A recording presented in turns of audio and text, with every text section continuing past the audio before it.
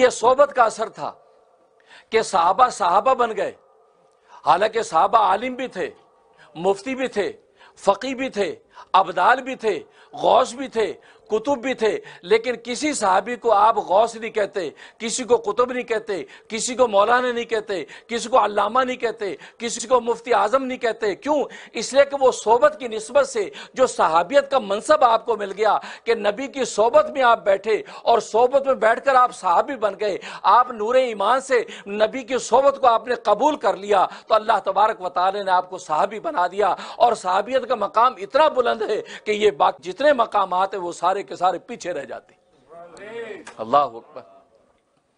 اور اس مقام کو نہ صرف انسان بلکہ حیوانات بھی سمجھتے ہیں۔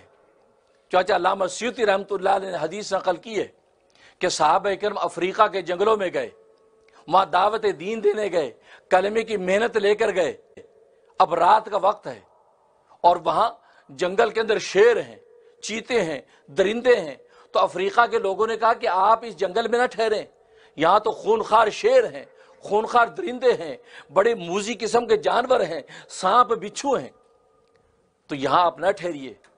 انہوں نے کہا نہیں، ہم تو اللہ کے دین کا کلمہ لے کے آئے ہیں، لوگوں کو خدا کا پتہ دینے آئے ہیں، ہم ان سے درخواست کریں گے یہ جنگل خالی کر دیں، ہم ان کے مہمان ہیں، ہم اسی جنگل میں رات گزاریں گے۔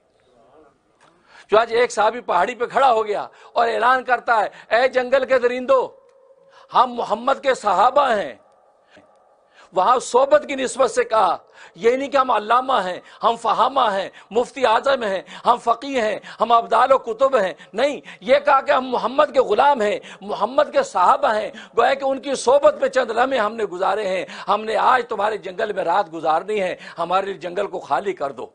صحابہ خود فرماتے ہیں یہ اعلان ہونا تھا، ہم نے اپنے آنکھوں سے دیکھا کہ خونخوار درندے اپنے جانوروں کو لے کر جنگل کو خالی کر رہے ہیں، یہاں تک کہ چونٹیاں، یہاں تک کہ بچھو اور سانپ ہمارے سامنے جنگل کو خالی کر گئے، اور پورا جنگل خالی جب ہو گیا ہم نے وہاں اطمینان سے رات گزاری۔ اب بتائیے یہ صحابی اور صحبت یہ کتنی بڑی طاقت ہے۔ ان کو اور ان جنگل کے درندوں کو اور کوئی تھریڈ نہیں دیا گیا، ایک ہی تھریڈ، وہ کیا تھریڈ تھا؟ محبت کا تھریڈ تھا۔ اب محمد کے عاشق ہیں، ہمارے جنگل خالی کر دو، تو محمد کا عاشق کون نہیں ہے؟ آسمانوں سے زمین تک ذرہ ذرہ سب محمد کا عاشق ہے، جنگل خالی۔ ایک مرتبہ عبداللہ ابن عمر رضی اللہ تعالیٰ عنہ گھر سے نکلے، دیکھا لوگوں کا رش ہے، پھر کیا ہوا؟ کہا جی راستے میں شیر بیٹھا ہے اور راستہ بند ہے، اور راستہ ایک ہی ہے گزرنے کا، اب کیا کریں؟ اس لیے سب خوف سے کھڑے ہیں۔ عبداللہ ابن عمر نے دیکھا شیر راستے میں، ابن عمر رضی اللہ تعالیٰ عنہ آگے بڑھے اور جا کر اس کا کان پکڑا اور کہا کہ میں محمد کا غلام صحابی ہوں، میں محمد کا صحابی ہوں، میں تجھے حکم دیتا ہوں کہ لوگوں کو اذیت نہ دے، راستہ خالی کر دے۔ یہ کہہ کے اس کے ایک چپت لگائی تو شیر اٹھا اور دم ہلاتا وہ جنگل میں چلا گیا، راستہ خالی کر دیا۔ اللہ اکبر۔